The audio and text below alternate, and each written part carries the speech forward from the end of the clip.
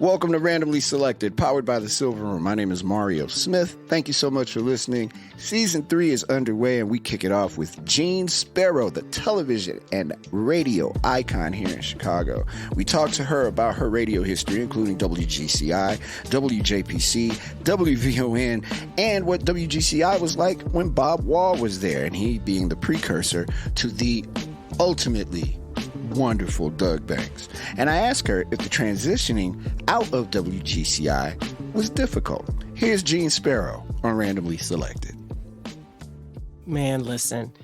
So it's so funny you say those exact words, because the other day on TikTok, a brother that I follow who clearly used to listen in those days, because a lot of his content is old school dancing and doing things like that. And he just randomly on one of my posts was like, I know this is random, but I miss Doug. And that's all he said. And I was like, me too. Yeah. So gosh, how to respond to all of that you just said.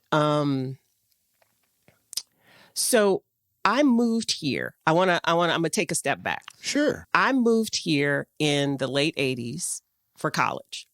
So I started listening to Doug when he was on BMX.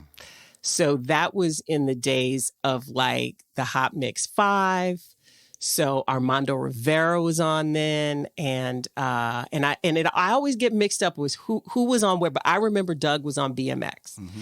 And then I remember at some point Doug being on GCI and waking up with Banks and Company and listening to Shirley Clark, and Curl Man and Harold Lee Rush was their producer. And J.J. Jackson, Bonnie, and then later Sybil, all the cast of characters that were part of Banks and Company. And that was part of my life, right? Like I woke up in the morning and it was, me and the 805 guy. Yes. Oh, Lord. Yep. I loved that so much. And for me, radio was always a hobby. Because I didn't think, coming from a small town in Louisiana, New Iberia, Louisiana, as I always tell everybody, where they make Tabasco sauce. That's right. So you don't get it confused.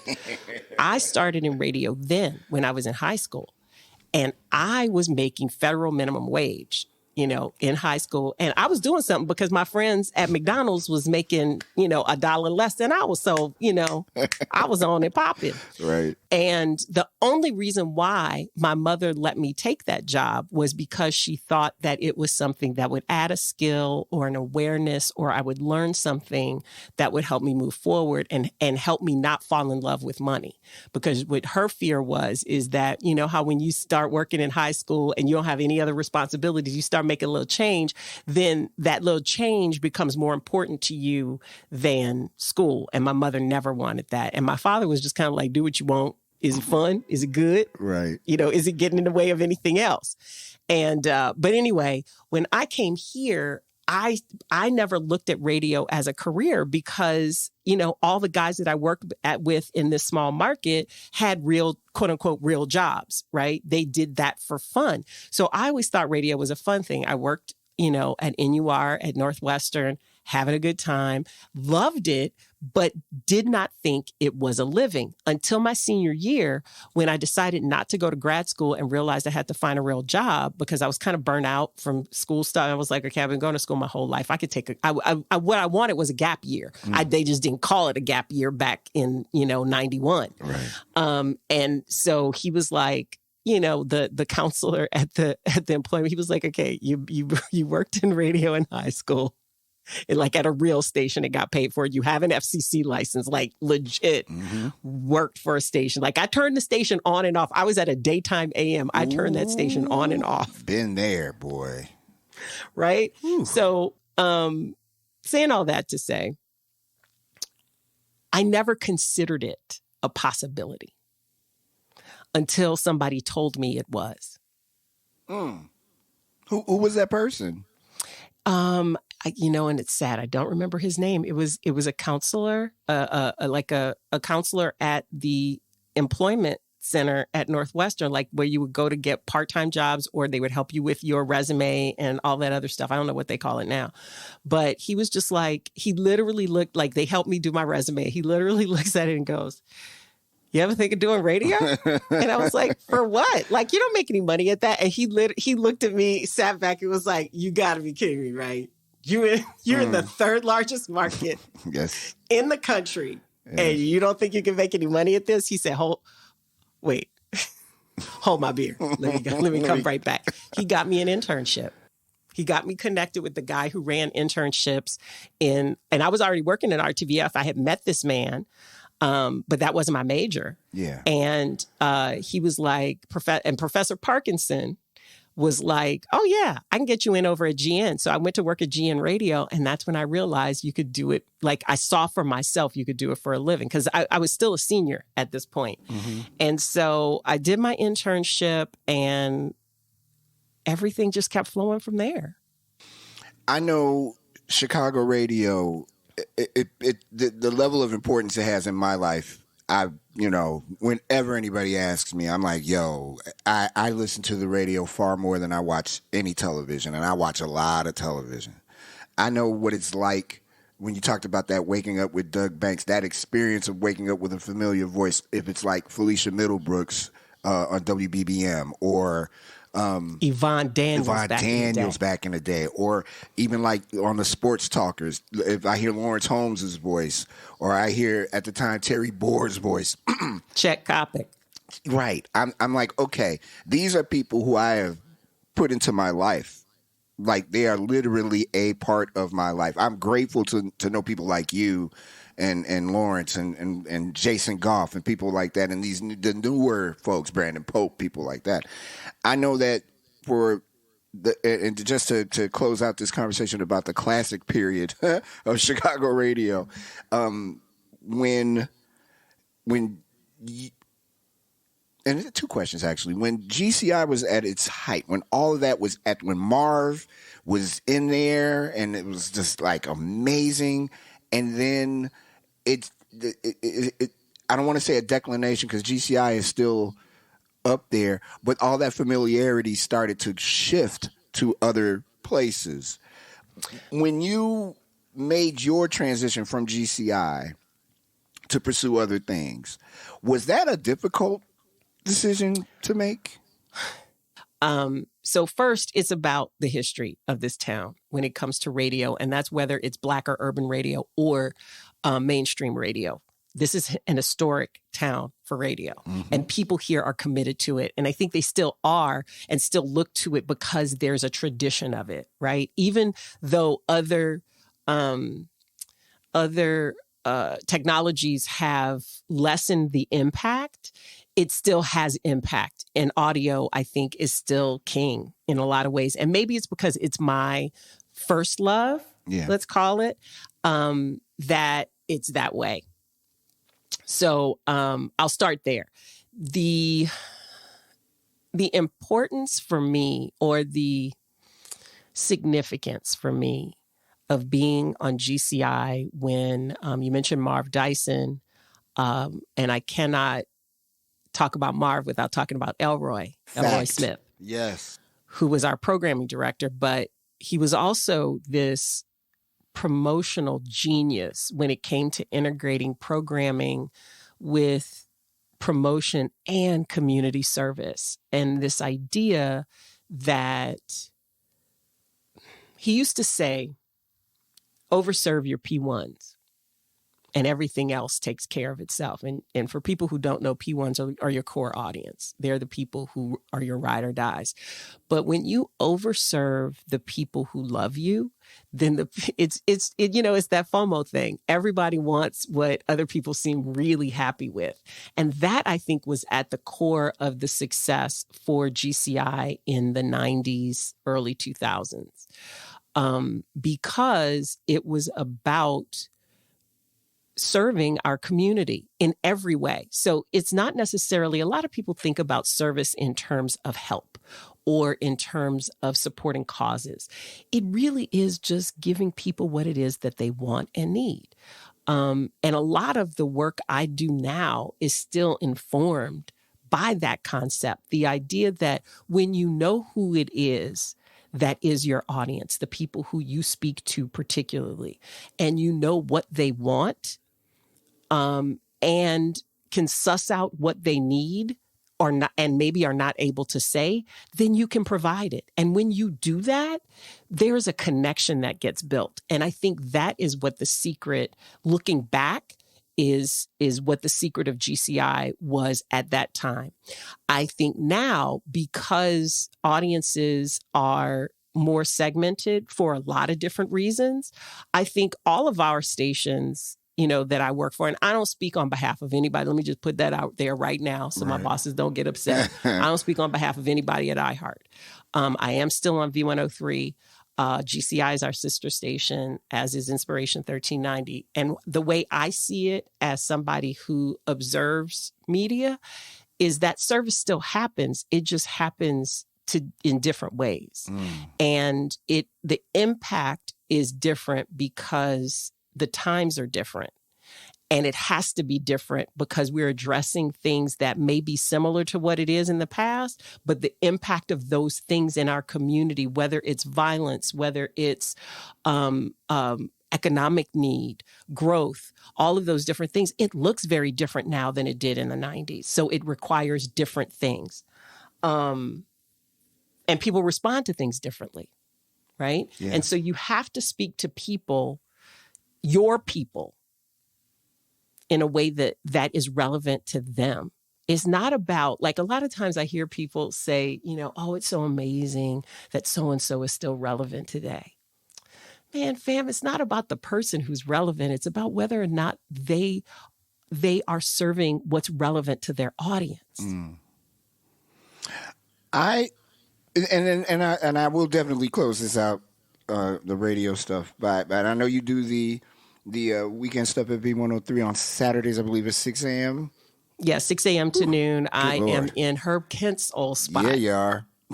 Yeah, you are. That's a legacy spot. Baby, listen, I'm just keeping that chair warm. I feel you.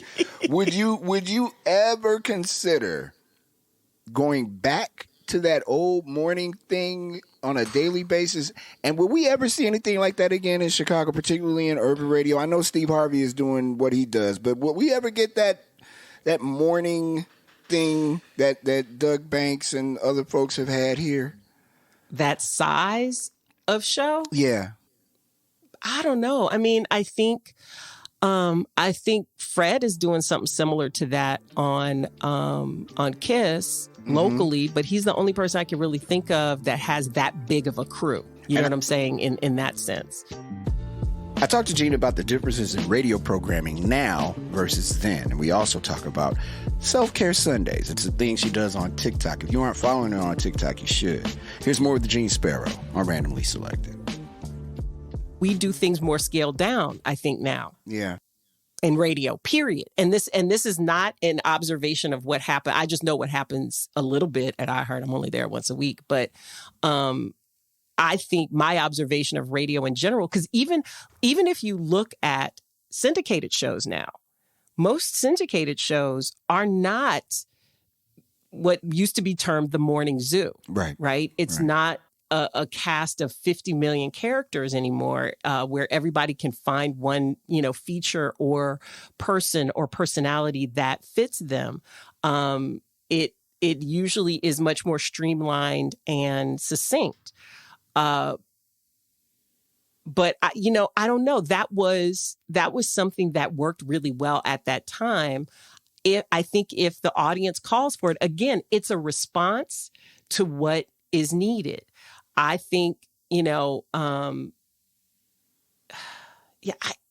not good at predicting things. So let me just put a period at that, at the end of that, because I don't know. I think that what happens right now is good. What is happening right now is good because it's what people need right now. And if that changes, then you respond to that with the thing that they need. But I'm also a big fan of if it ain't broke, don't fix it.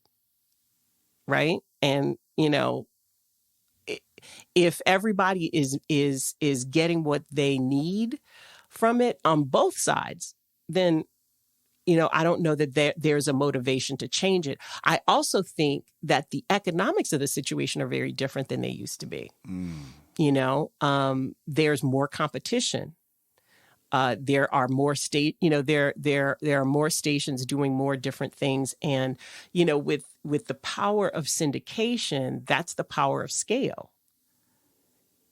You can assemble a really amazing program that has star power, that has the best of the best, and has volume as well, because you're spreading that cost out over, a lot of different places. So you can invest more in it. It has more longevity. And technology has made a lot of this possible. Before we go into the TikTok revolution that you are shepherding, your concentration at Northwestern was not radio at all. You were a psychology major. And I am on TikTok, although I have not posted a video, as you know. I'm trying to figure that out, sir. Why I haven't posted a video? Oh, nobody wants to see that. Okay. Not yet, anyway. I wanted to do it for Block Party, and I just did not have a chance to pull the trigger because there was so much going on. And that would have been perfect because it was a beautiful setting and everything was really nice. One day I will. But I watch your videos, and I listen to your self-care Sundays and all that cool stuff that you do. You are pulling in an audience of people who may not have known Jeanne Sparrow Radio, Jeanne Sparrow Television, but now know you from being on TikTok and know you from your podcast. And we're talking about audiences and whatnot. Different audience, you're serving another need. That like for me, I need somebody to tell me, hey, it's going to be all right. Get it together, boy. Sit up straight. All of that. I need that as old as I am. I still need somebody to give me the encouragement. Do. Yeah. And I love the fact that you're able to pinpoint on that need. What led you to start doing that kind of thing on that platform? Well, I've always done something like that, right? You asked me earlier, and I don't even know if I addressed this fully. You asked me earlier, was it hard to make a decision to leave radio for television? No, it wasn't. It was time to do something different. I felt like I had done what I came to do, just like it was easy for me to say yes to go back to it, because as long as I love it, there's something valid for me in it, something maybe validating, maybe fulfilling. That's the word. There's something fulfilling in it. And I used to get asked this a lot when I was doing radio and television at the same time, which happened for a good chunk of change in the 90s before I went to Channel 5 full time and couldn't do everything at one time. And I used to say, radio and television, it's like kumquats and watermelon. Like they're not even related to each other, even though it looks like they are. They're both fruit. Right. But they're very different in the way that you connect with audiences. To me, radio is very intimate. I think radio and podcasting is very similar. So, those things go together. I think television and TikTok, Instagram, whatever, for me is very similar because it's a visual representation and you have to do it in a different way. But when it comes to the theme of what I do, and this is true for everything I do, because my work looks like a checkerboard unless you live inside my head. It looks like I'm jumping around all over the place, but it's and the way I explain it to people is that I want my work or whatever I put out into this world to make life easier or better for anybody who hears it, absorbs it, experiences it in whatever way it is. And that goes from my teaching. I work at Northwestern. I do some adjunct work in the School of Communications. The work that I do when I talk about my social stuff, the book that I'm writing, the trainings that I do in a corporate sense, the the work that I do on the radio and the work that I've done on television, the things that I am interested in and that I think people who vibe with me in any kind of way that they're interested in too is living their lives the best way they can and in the wholest way they can, the most holistic way. You know, I love my work and sometimes I get way out of balance. And a lot of the things that I talk about, especially Self-Care Sunday, that's what it came from, is recognizing that and getting more intentional about how I live and then sharing that with people because I'm learning stuff that's helping me. So why would I keep that from anybody else? I always try to end my shows with a positive thought. I try to put positivity within everything. I used to think I was the most negative person in the world because my family is so, I grew up with a family that I now call pathologically optimistic. Wow. Because I thought I was negative a lot because my family would be like, no, girl, you got to believe in this. And and I would be like, I must be the most negative person in the world. And then I started interacting with people outside my family. And they were like, how do you stay so positive? And I'm like, and then I felt like a fraud because of how people saw me, but how I saw myself. And then I realized I was making comparisons instead of just evaluating it on its own merit. But that's really what it is that I just want, life is hard. And I want it to be easier for us because it can be. We talk about what Jeanne's support system looks like and who does she choose to talk to when she's in need of support. Also, does she ever step back to put the brakes on anything to reset? My therapist. There it is. My friends. See what I'm saying? My family. Yeah. And most important, Mario, myself. I think, that while others' perspectives are essential, especially when you talk about mental health care professionals that can help you heal and help guide you to healing, the reality is that the therapist doesn't heal you. You do the work. The divine in you does the work, right? The same way, and some people might get mad at me for saying this, the same way that pastor don't heal you. Mm-hmm. The same way that church itself doesn't heal you. It is what you take from the ritual, what you take from your belief in God, your higher power, your divine, and the divinity inside of you. God created us in his image, which means that lives inside of us, and that's the power we have. But it's also the responsibility that we have to ourselves, because the better we do ourselves is the better we do each other. Yeah, absolutely. That's Stevie Wonder. When he said, have a talk with God, he was essentially saying, have a talk with yourself. Yeah, absolutely. And think about the beauty of that song. Yeah, all 8.5 minutes of it. I love it. 8 minutes and 36 beautiful, seconds. But when you think about how incomprehensible love is, right? And you think about how incomprehensible divine love is, going to the source, where we come from, and tapping into that. That song, because when I was younger, that song didn't make a lot of sense to me. I thought it was fine. I thought it was just, had a great beat, was fly, but I was like, but when you listen to the impossibility of it all, and that's what drives my work. And for a long time, I didn't know that's what I was searching for. Yeah. Do you know what I mean?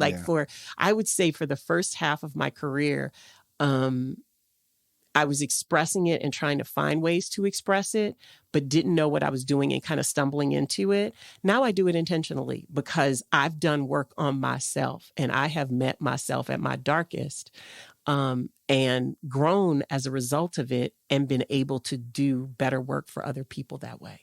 When you're approaching these new projects or new things you want to start up, are you like, okay, I'm going to start this thing on television. I'm developing a TV show, but I want to make sure that I don't drive myself into the ground trying to prove my point. Do you ever decide to sort of, you know what I mean? Do you ever step back and go, let me put the brakes on this just a little bit? Usually by the time I find my brakes, the brake pads are like down to 1/4 of an inch and, whatever in the past. I will find it interesting, Mario, to see how I do this going forward. I think but when you love what you do, it is very hard to strike a healthy balance unless you have your boundaries firmly in place with yourself. Because a lot of times we think about boundaries as with other people, but you got to have some stop gaps for yourself as well, because if you know yourself, then you know where you tend to go off the rails. And my enthusiasm will often get the best of me, and has in the past. It is hard to rein in. Yes. I feel like I'm sitting on a couch with you. Go on. I'm sorry, because you sound this what I've been saying for weeks. Go on. Listen, brother. I also think this is a midlife question, right? I think that you start. Let me back up a second. When I went to grad school, which was a purely for myself thing, and it turned to be where I figured out what I really wanted to do with the rest of my life. But when I was talking with the people there about why I was interested in the program, not even realizing that it was like the interview for admission. So dumb. Like, I've been communicating my whole life, and I should have known that was the door I was walking into. But I was in a space where this really was just about me and what I wanted. And they asked me why I wanted to go. And I said, you know what? I want to know what I know. I want to know the value of what I know, what I've got, what I've learned so far in life. I want to know how I can apply it. I want to know how it can be used in a lot of different ways. And I discovered that.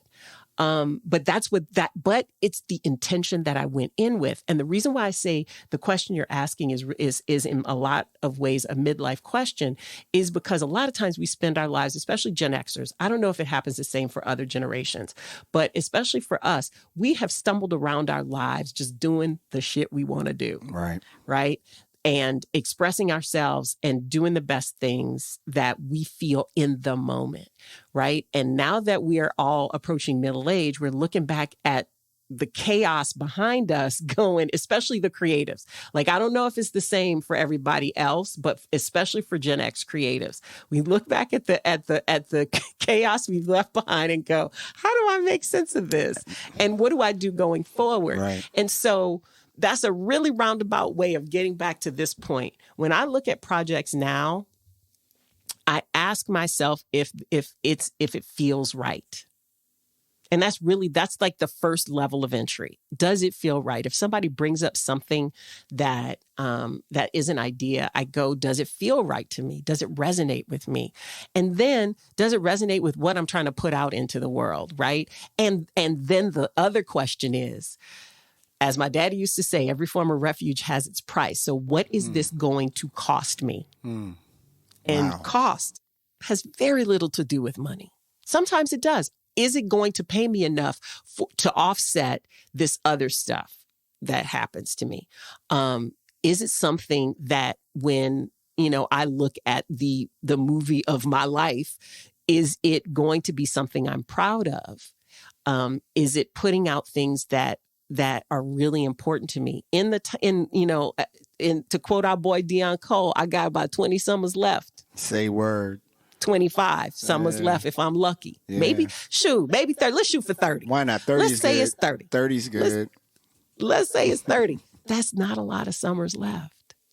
So everything I do now has to count. It has to be something that serves a greater, higher good. It has to be something that is in alignment with what I believe. It has to be something that does no harm. It has to be something that serves me personally and other people as well. And so if it costs too much in terms of time, in terms of the kind of relationships, quality relationships I want to have, and the kind of rest I need or what have you, then it's going to be a no. It might be a soft no. Right. It might be I'm so sorry kind of no, but it's going to be a no. But if it's not a hell yes, then why? Yeah.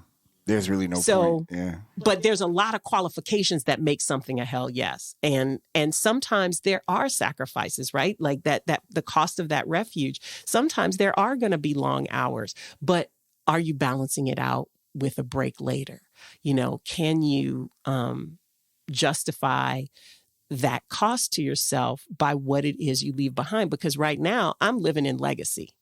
What am I going to leave? What kind of imprint am I going to leave behind? I don't have kids, so it's not like I can, say that that's part of my legacy, right? But I can still leave a legacy. It's just, is it going to be something that people remember in a good way? Yeah. That's kind of what one of the things I like about doing this, one of the things I love about Eric Williams and about the people he hires to work for him, it's about building competence and trust and considering legacy. How do you want to be remembered?